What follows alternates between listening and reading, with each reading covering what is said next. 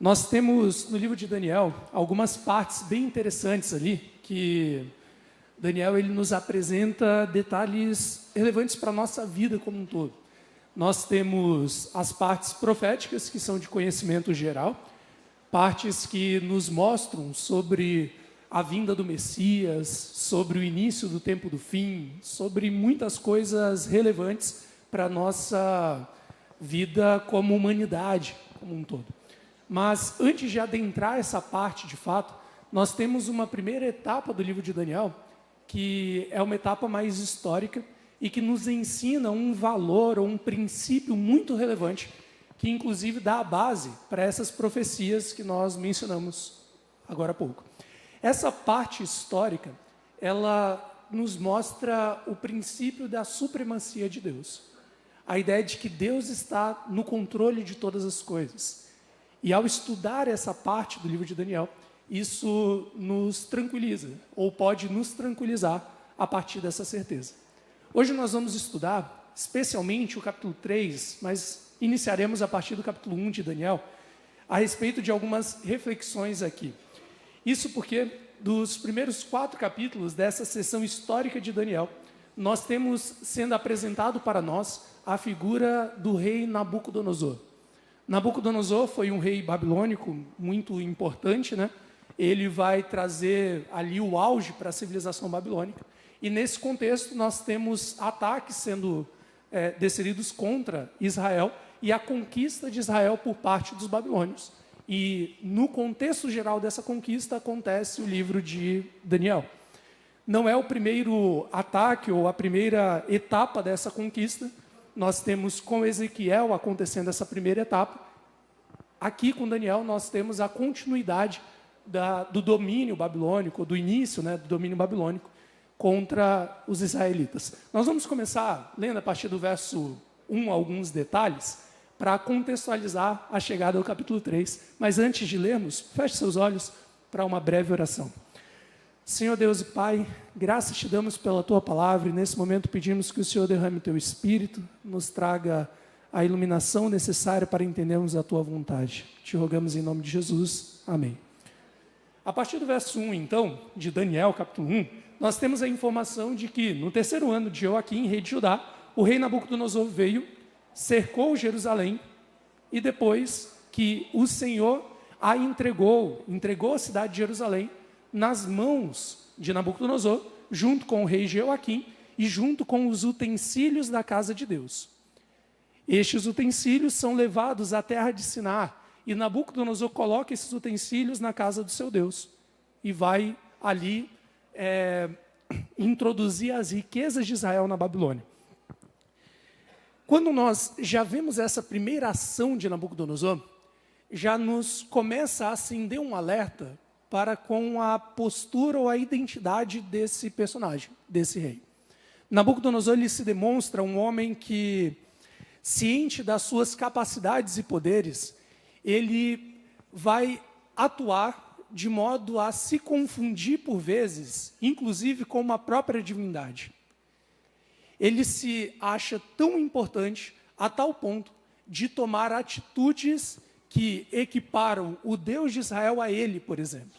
Já iniciando aqui, quando ele pega os utensílios da casa de Deus, do templo de Jerusalém, e coloca no templo do seu Deus. E em continuação, no verso 3, nos é dito que ele seleciona ali e ordena ao chefe dos seus eunucos, Aspenaz, que trouxesse alguns homens para que pudessem servir a ele. Os critérios definidos estão no verso 4, quando é dito que precisam ser jovens sem nenhum defeito, de boa aparência, instruídos em toda a sabedoria, doutos em ciência, versados no conhecimento e que fossem competentes para assistirem no palácio do rei e lhes ensinasse a cultura e a língua dos caldeus. Este rei, ele pede que dentre os exilados, dentre os escravos de Judá, de Israel, fossem selecionados os melhores dos melhores. E, inclusive, esses precisavam ser jovens sem defeito algum. Uma informação que é interessante a gente observar, que é a mesma solicitada por Deus, por exemplo, quando ele solicita ofertas para Israel. Você precisa trazer para ser ofertado uma oferta sem defeito algum. a mais perfeita que você tiver. E esse rei, ele exige isso. Se não bastasse, esse rei vai se portar diante desses jovens, desses homens, de modo a, em primeiro lugar, no verso 5, determinar qual será o alimento deles, algo que, quando a gente olha biblicamente, é algo feito por Deus. Se você olhar Gênesis 1, por exemplo, você vai ver Deus determinando ali qual seria a alimentação da humanidade. Se olhar Levíticos 11, por exemplo, mesma coisa. Só que agora Nabucodonosor determina a alimentação desses rapazes, né, desses jovens. E se não bastasse, ele ainda, no verso 7, vai mudar os seus nomes, dando novas identidades para ele. A postura do rei Nabucodonosor é a postura de um homem que assume, de alguma forma, as atribuições de uma divindade e que se comporta dessa maneira. É ele quem manda. Ele é o Deus da Babilônia, sabe? E ele tenta reproduzir isso dentre os jovens judeus que vão servir diretamente a ele. E é aqui que nós temos um conflito que começa nesse livro, entre esse rei que age como um Deus e o Deus verdadeiro de Israel, que verdadeiramente é Deus. Um conflito que é representado constantemente, a parte divina, né, de Deus, por alguns jovens. Daniel, o mais conhecido, né, cujo nome está aqui no livro, que registrou essa história para nós, mas os outros 3, dos quais falaremos hoje um pouco mais, que você vê no versinho 6, Ananias, Misael e Azarias. Durante todo esse livro, por intermédio desses 4 homens, o Deus de Israel vai ser demonstrado como sendo aquele Deus que, mesmo que desafiado por um rei poderoso, mais poderoso dessa época, ele ainda é Deus e está no controle de todas as coisas. Isso começa já no capítulo 1, nessa história que você já conhece. Basicamente, eles têm essas determinações de como devem viver. Daniel e seus amigos decidem resolutamente, fortemente, a não acessar ou não conceder a vida deles a esse rei. Eles decidem que vão ser fiéis ao seu Deus, que vão manter a sua identidade. E, em razão disso, eles se colocam no limite entre a morte e a liberdade. E nós vemos, pela continuação da história, depois você pode ler, que Deus concede a eles sabedoria, concede libertação, concede poder. Isso faz com que esses homens, eles conquistem muito mais glórias no reino da Babilônia do que os demais que seguem as determinações de Nabucodonosor e não as de Deus. Já no capítulo 1, portanto, nós temos essa demonstração de que não importa o quanto Nabucodonosor tente se mostrar como um Deus, o Deus que de fato é Deus, faz com que tudo aconteça da forma como ele deseja. O capítulo 2, ele continua um pouco essa história. Daniel e seus amigos, eles são aceitos como parte da corte ou dos sábios de Nabucodonosor. E aqui Nabucodonosor tem um sonho. Você provavelmente conhece a história, tampouco vamos ler em detalhes ela. Nabucodonosor tem um sonho e, na sua atitude, um tanto megalomaníaca, um tanto aquele complexo de grandeza, sabe? Na sua atitude de se portar como um Deus, ele chama os seus sábios e ele ordena aos seus sábios que lhe digam a interpretação desse sonho. Mas se não bastasse apenas a interpretação, os sábios deveriam agora contar para ele também o sonho em si que ele teve. Quando a gente vê a fala dos sábios, no capítulo 2, a partir do verso 7, especialmente no verso 10, nós vemos esses próprios sábios dizendo para Nabucodonosor: olha, esse comportamento não faz sentido. Olha o que eles dizem lá: não há mortal sobre a terra que possa revelar o que o rei exige, pois jamais houve rei, por grande e poderoso que tivesse sido, que exigisse semelhante coisa de algum mago, encantador ou caldeu. Até os sábios dele olham para ele e falam: isso não existe. O senhor está agindo como se fosse um próprio Deus. Isso não existe. Nesse contexto, novamente, nós temos Daniel agora, junto com seus amigos, porque ele pede ajuda para eles, né? Revelando para Nabucodonosor tanto o sonho quanto a interpretação. E Daniel não faz isso porque ele é bom, ele mesmo diz, né? Não há mortal que possa fazer isso, mas existe um Deus no céu, isso está no verso 27 e 28 de Daniel 2. Existe um Deus no céu, o qual revela os mistérios, pois ele fez saber a Nabucodonosor o que vai ser feito. Daniel, ele mostra pela segunda vez, agora de forma muito clara para Nabucodonosor, quem manda, quem define as coisas é Deus. Nabucodonosor parece compreender isso, porque no final dessa história, né, no final desse momento, depois que Daniel interpreta o sonho, a partir do verso 46, diz que o rei Nabucodonosor se inclina. Ele se prostra rosto em terra perante Daniel, e ele ordena que lhe fizessem ofertas de manjares e suaves perfumes. Mas, em continuação, Daniel ele não deixa os seus amigos de fora. E depois de ser engrandecido e sendo posto, no verso 48, como governador de toda a província da Babilônia, sendo o chefe supremo de todos os sábios da Babilônia, Daniel ele fala de seus amigos no verso 49. E Sadraque, Mesaque e Abidnego, os amigos de Daniel, se tornam ali os representantes dos negócios da província da Babilônia, enquanto Daniel permanece na corte do rei. Todo o processo que nós vemos até aqui vai nos demonstrando que há um conflito entre um rei que se acha mais do que deveria se achar e o Deus verdadeiro que é aquilo que ele é. Algo que é intermediado, tornado concreto por intermédio desses 4 homens. Os 4 que, ao decidirem se manter fiel a Deus, veem coisas grandiosas acontecerem. No final do capítulo 2, nós temos um rei que aparentemente entendeu que Deus manda, ele está nesse processo, e um rei que coloca Daniel por sobre toda a Babilônia, como governador, servindo diretamente no palácio, e os outros como representantes executivos ali do seu reino. Nesse contexto acontece o que nós vemos em Daniel capítulo 3, a história que nós vamos de fato estudar hoje em maior profundidade. Embora a gente espere que Nabucodonosor nesse momento tenha entendido realmente que Deus é Deus, que Ele quem manda e por aí vai, quando a gente chega no capítulo 3, isso não se concretiza. Porque Nabucodonosor, ele novamente começa a demonstrar a sua grandeza. E é dito para nós, a partir do verso 1, que ele faz uma imagem de ouro, uma imagem que mede 60 côvados de altura e 6 de largura, algo equivalente a mais ou menos uns 30 metros de altura, com 3 metros de largura, feito de ouro. Uma demonstração clara de riquezas, poder.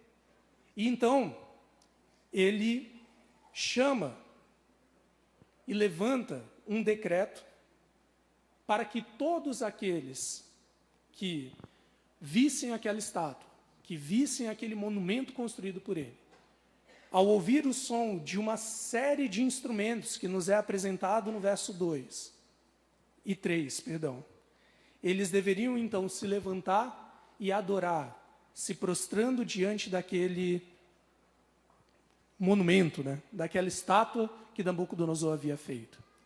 Todos os indivíduos convidados, você pode ver também no verso 2, os sátrapas, os prefeitos, os governadores, os juízes, os tesoureiros, os magistrados, os conselheiros, todos os oficiais das províncias e etc. Todos esses indivíduos compunham a liderança desse rei. E ele quer demonstrar nesse momento o seu poder, a sua presença. E a ideia dele, de alguma forma, é engrandecê-lo, de tal modo que ninguém possa sequer confrontá-lo, estabelecendo ali que ele é o supremo rei de toda aquela região. Novamente, Nabucodonosor está se portando como um Deus, o que fica muito evidente quando a gente vê, por exemplo, o uso de instrumentos musicais, que aparece na Bíblia sempre em um contexto de adoração.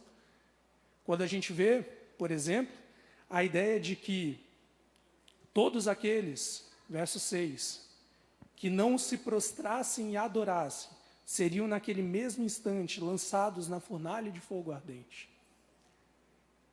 Todos os indivíduos ali presentes deveriam escolher entre adorar a Nabucodonosor, reconhecer a sua grandeza, que beira ao ponto de uma divindade, ou não. O resultado de não escolher servi-lo, de não escolher adorá-lo, seria a morte imediata, sendo lançado em uma fornalha de fogo ardente. E é exatamente isso que acontece. É levantada a estátua, todos são ajuntados. E quando aquela orquestra toca aquela música, todos se prostram. Ou melhor, quase todos, né? As pessoas vão adorar aquela imagem de Nabucodonosor, vão reconhecer a sua grandiosidade. Só que naquele mesmo instante, no verso 8, diz que se achegam alguns homens caldeus e vão acusar os judeus, dizendo a Nabucodonosor: ó rei, vive eternamente. Verso 10, tu, ó rei, baixaste um decreto pelo qual todo homem que ouvisse o som da trombeta, do pífaro, da harpa, da cítara, do saltério, da gaita de foles, de toda sorte de música, se prostraria e adoraria a imagem de ouro. E qualquer que não se prostrasse e não adorasse seria lançado na fornalha de fogo ardente. Há, contudo, uns homens judeus, que tu constituíste sobre os negócios da província da Babilônia, Sadraque, Mesaque e Abidnego. Estes homens, ó rei, não fizeram caso de ti. A teus deuses não servem nem adoram a imagem de ouro que levantaste. É interessante a gente observar que quando acontece isso, e nós temos muitas pessoas ali presentes, não sabemos quantas em si, mas são todos do alto escalão de Nabucodonosor.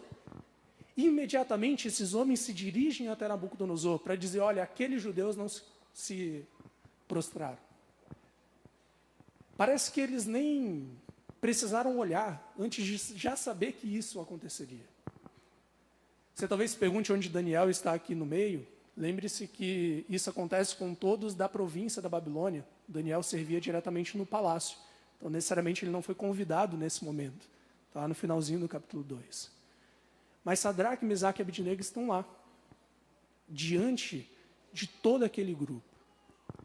E quando acusados perante o rei de que eles não cumpriram aquele decreto, o texto continua dizendo para nós que Nabucodonosor fica irado, furioso, no verso 13. E ele manda chamar Sadraque, Mesaque e Abidnego, e trazem esses homens perante o rei. Segundo o decreto de Nabucodonosor, aconteceria o quê com quem não adorasse a imagem? Imediatamente seria lançado sobre a fornalha de fogo. Mas não é bem isso que acontece. No verso 14, Nabucodonosor conversa com eles. Pelo menos há justiça no processo, né? É verdade, ó Sadraque, Mesaque e Abidnego, que vós não servis a meus deuses, nem adorais a imagem de ouro que levantei? Percebe como o contexto de adoração está presente constantemente? É verdade que vocês não se curvaram à minha grandiosidade? Agora, pois, no verso 15, estai dispostos, e quando ouvirdes o som de toda essa orquestra, adorai a imagem que fiz. Porém, se não a adorardes, ele ameaça novamente, sereis no mesmo instante lançados na fornalha de fogo ardente. E ele encerra com um confronto direto. E quem é o Deus que vos poderá livrar das minhas mãos? Esse elemento que nos é demonstrado por Nabucodonosor, nesses primeiros 4 capítulos de Daniel, de um rei que se coloca no lugar de Deus, que apresenta um modelo de adoração diferente daquele que Deus ele estipula, que te dá uma outra opção além de adorar o Deus verdadeiro. É um modelo que demonstra toda a história humana. A existência sempre de opções que a humanidade teria entre servir ao Deus verdadeiro ou abandonar a sua servidão para servir a outro modelo qualquer de adoração. inclusive por vezes sob pena de morte.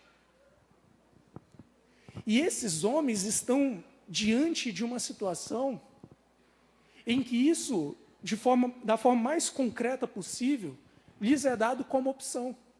Ou você adora a minha imagem e se submete ao meu governo, ou você continua servindo ao seu Deus. Mas se você rejeitar a mim, você será morto. E como eu disse para você, esse tipo de questão nos é apresentado historicamente, nos é apresentado diariamente. Todos nós somos convidados diariamente a tomar uma decisão entre essas duas opções. E mesmo que de forma tão concreta e clara quanto para esses três homens, você não tenha aí apresentado para você a opção de servir a Deus e morrer, ou abandonar a Deus e servir outro modelo de adoração, embora de forma tão concreta isso não seja apresentado para você, quando a gente pensa de forma mais ampla, é isso, e exatamente isso que te é apresentado também. Porque em pouco tempo Cristo vai retornar, e se você não escolheu seguir esse modelo de adoração que reconhece a Deus como seu Deus, independentemente do que for, você também será sentenciado ali à morte. Essa questão que nos é posta diante desses três homens é uma questão que continuamente foi apresentado para a humanidade. E te é apresentado, mesmo que não seja de forma tão crítica e concreta. Nabucodonosor, ele formaliza, né, esse confronto ao dizer, como já lido, e quem vai ser o Deus que vai poder livrar vocês das minhas mãos? Eu poderia te perguntar hoje, diante de uma situação como essa, tão concreta, tão crítica, como você se portaria? Diante da opção entre adorar aqui a um Deus que realmente existe, que é verdadeiro, ou romper esse padrão de adoração, vivendo em conformidade com o que outros querem, de forma contrária ao que Deus estipulou, como você reagiria?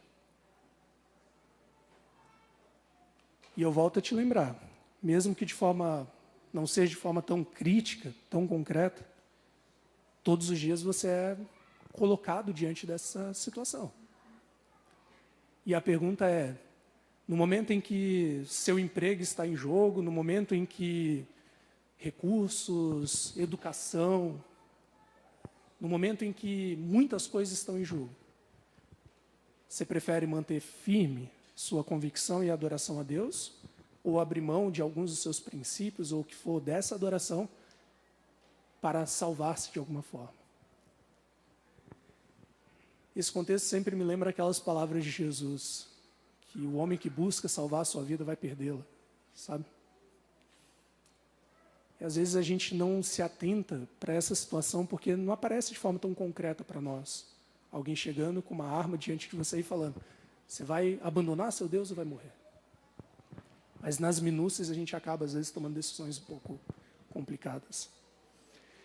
Nabucodonosor, depois de fazer essa pergunta, primeiro, adorem aqui a imagem, senão vocês vão ser lançados. E segundo, quem vai ser o Deus que vai salvá-los?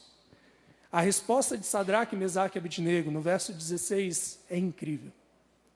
Eles vão dizer o seguinte ao rei, ó Nabucodonosor, em primeiro lugar, quanto a isto, não necessitamos te responder. E não fica evidentemente claro se eles estão falando que, quanto à segunda chance que o Senhor nos deu, nem precisa de resposta. Ou se eles estão falando, quanto ao Deus que você acha que não tem Deus que possa salvar, eu nem preciso te responder. Em ambos os casos, basicamente Sadraque, Mesaque e Abednego estão dizendo, olha, não tem nem discussão aqui. Isso está muito evidente. E tem que estar na vida do cristão. A ponto de, independentemente do que aconteça, a nossa adoração e o nosso serviço a Deus esteja tão consolidado dentro de nós, que não importa se a gente vai perder um emprego, ou se vai, enfim, perder a vida. Nem sequer devemos considerar abandonaram o nosso Deus. Se não bastasse essa primeira parte dessa resposta incrível, Nabucodonosor, ao continuar ouvindo esses homens, escuta o seguinte no verso 17: se o nosso Deus, a quem servimos, quer livrar-nos, ele nos livrará da fornalha de fogo ardente e das tuas mãos, ó rei. E não há dúvidas quanto a isso. Temos enormes exemplos na Bíblia e na nossa vida cotidiana de quantas vezes Deus nos livra de situações que apenas Deus mesmo não tinha outra chance. Só que eles não continuam. Apenas eles não terminam com essa ideia, eles continuam dizendo o seguinte no verso 18: mas se não, se ele não nos livrar, fica sabendo, ó rei, que ainda assim não serviremos a teus deuses, nem adoraremos a imagem de ouro que levantaste. Se o Deus a quem servimos quiser nos livrar, ele poderá nos livrar. Mas se não, não importa. Porque a minha adoração não está pautada naquilo que Deus faz por mim nesse momento. Está pautado naquilo que Deus é e no que Ele fez por mim durante toda a minha vida. E esse é um ponto para a gente pensar, porque às vezes nossa fé e nossa relação com Deus é tão frágil, ao ponto de nos apegarmos apenas quando Ele faz as grandiosidades que Ele continuamente faz na nossa vida. É difícil para nós, às vezes, conseguirmos ter aquela posição como esses homens tiveram, de falar, olha, eu sei que Deus pode, Ele me livrou no passado, Ele pode me livrar agora, mas mesmo se não acontecer, eu vou me manter fiel. Porque não importa o que seja, eu continuarei servindo ao meu Deus. E aí, o ponto que eu preciso te convidar a pensar hoje, e pensar profundamente, é o seguinte: Deus, Ele tem cuidado de você e te libertado todos os dias, e você tem sido fiel a Ele por conta disso. Mas e se não acontecer? E se realmente você perdeu o emprego por conta de ser fiel a Deus? E se realmente alguém que você ama perder a vida porque foi fiel a Deus? E se tantas coisas acontecerem porque você foi fiel a Deus? Você ainda manterá essa fidelidade e a sua adoração ou não? Porque Deus, Ele nos chama não para viver esse mundo, ou a realidade apenas aqui, momentânea. Ele nos chama para nos dar uma eternidade. E por isso, por vezes, a libertação não vai vir. Porque a libertação, de fato, está assegurada para a eternidade. E, novamente, eu reforço essa pergunta para você: e se não acontecer da libertação, da ajuda de Deus? Sua fé vai ser mantida como a desses homens ou não? Talvez seja fácil para você pensar nesses homens, porque você sabe o que vai acontecer com eles no final dessa história. Mas lembre-se que eles não sabiam. Eles estavam diante do rei mais poderoso que existia, dizendo que iria matá-los. A história, ela continua, e é dito que depois que Nabucodonosor ouve essas falas, onde eles abertamente desprezam Nabucodonosor como o Deus que ele queria se colocar a ser. No verso 19 diz que ele se enche de fúria.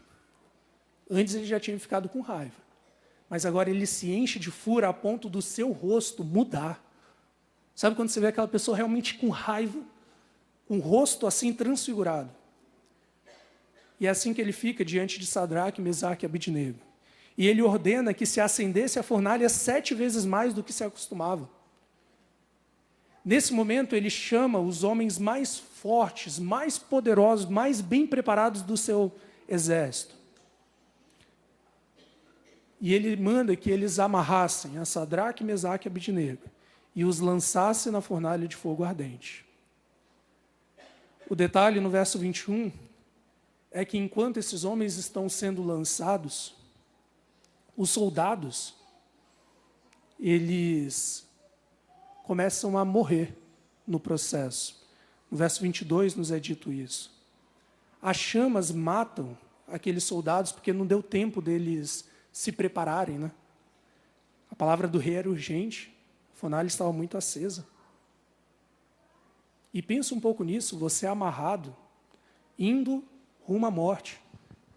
E aqueles que estão executando a sua morte já começam a morrer ao seu lado. Aquilo vai acontecer. E quando a gente olha o verso 23, é dito que esses 3 homens, Sadraque, Mesaque e Abednego, caem atados dentro da fornalha, sobre maneira acesa. Eu sei que você conhece o restante da história, mas aqui o enredo é totalmente frustrado.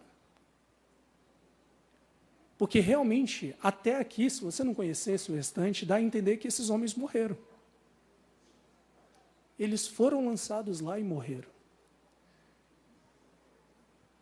E aí eu volto a te perguntar, diante de uma situação como essa, como você agiria? Quando você se depara no seu cotidiano, as coisas acontecendo, como você age? Como Sadraque, Mesaque e Abednego? Ou como aquele que abandona sua fé perante Deus? A história, felizmente, ela continua, né? O verso 24 diz que o próprio rei Nabucodonosor, ele se espanta, se levanta depressa e disse aos seus companheiros: não lançamos nós 3 homens amarrados dentro do fogo? E responderam ao rei: é verdade, lançamos 3. Só que no verso 25 ele continua: eu, porém, vejo 4 homens soltos, que andam passeando dentro do fogo, sem nenhum dano, e o aspecto do quarto é semelhante a um filho dos deuses. É evidente que a interpretação de Nabucodonosor do fato é pagã. Então é evidente que ele vai entender como sendo ali uma espécie de um semideus que está lá, enfim. E então, no verso 26, diz que Nabucodonosor se achega à porta da fornalha, que está sobremaneira acesa, e diz: Sadraque, Mesaque e Abednego. E olha que interessante como ele o chama: servos do Deus Altíssimo, saí e vinde. Nabucodonosor, ele está no conflito constante entre a sua atitude de se colocar no lugar de Deus e as demonstrações que há um Deus no céu que manda.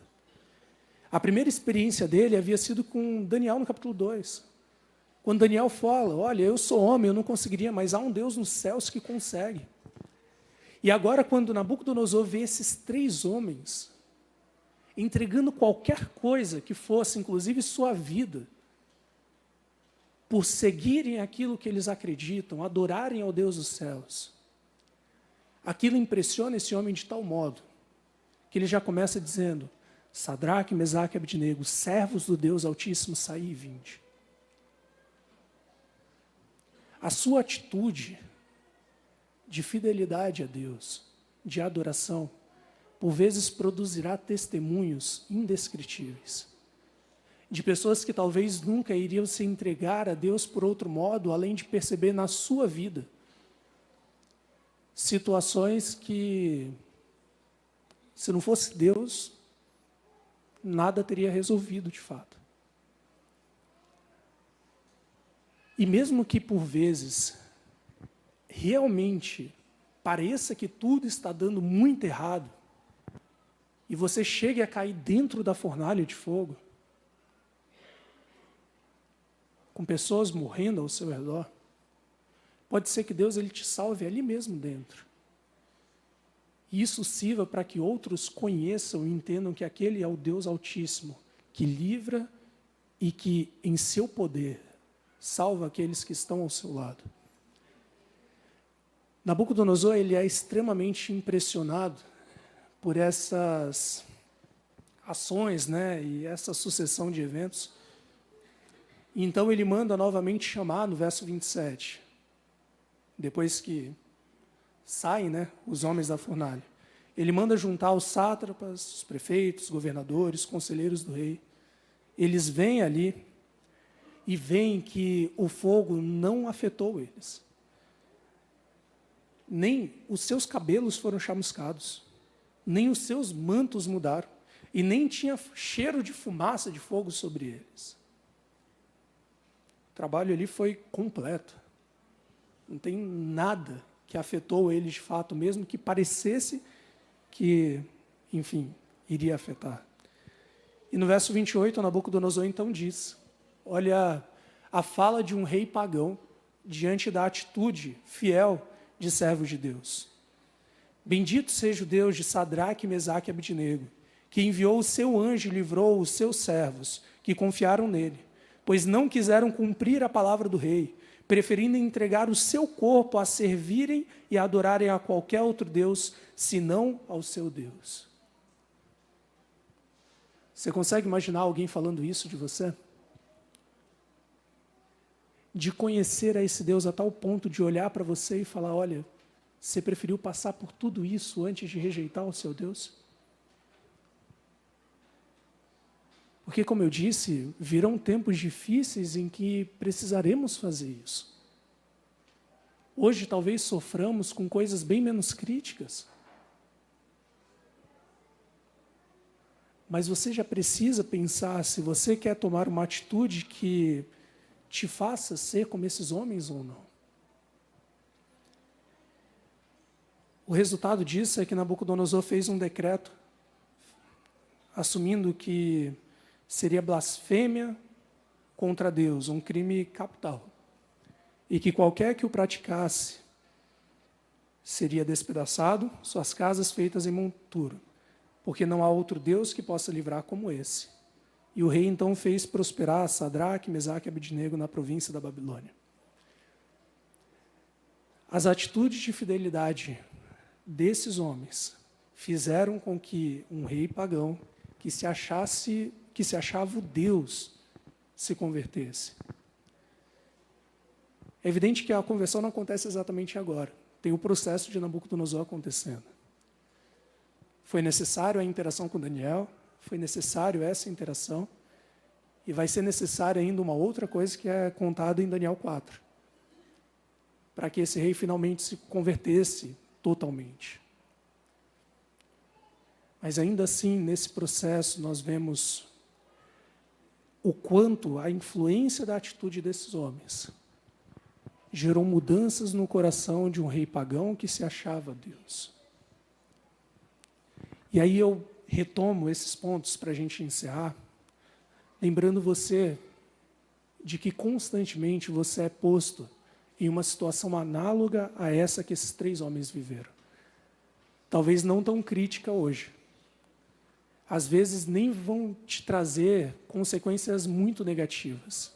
E às vezes as consequências vão ser, quando comparadas à morte, bem mais tranquilas. Como eu comentei, um emprego, uma promoção, uma função em um meio social, enfim. Mas em qualquer circunstância em que você for disposto em uma situação como essa, eu já começo te perguntando, você tem sido fiel a Deus? E a sua atitude de adoração está acima de qualquer coisa, a tal ponto em que, diante de questões como essa, você olha e fala, isso você nem precisa me perguntar, porque não tem nada que me faça considerar não adorar ao meu Deus. A segunda questão que nós passamos hoje, eu te relembro. Sua relação com Deus está tão clara para você, a ponto de você olhar e falar, eu sei que meu Deus é libertador, poderoso e pode fazer qualquer coisa como Ele fez no passado, tanto na vida dos outros quanto na minha. Mas mesmo que isso não aconteça, eu vou continuar sendo fiel a Ele. Porque para mim não importa o que Ele vai fazer aqui agora, importa o que Ele fez no passado e quem Ele é. E finalmente eu te lembro o seguinte, se você tomar atitudes como essa, mesmo pessoas mais improváveis, Nabucodonosor provavelmente é uma das mais complicadas que a gente vê. O cara é extremamente poderoso, ele se acha Deus e tem até motivos para achar. Mesmo essas pessoas mais improváveis, elas ainda podem conhecer a esse Deus ao qual você adora. até aquele seu pai, filho, marido, irmão, que é extremamente resistente.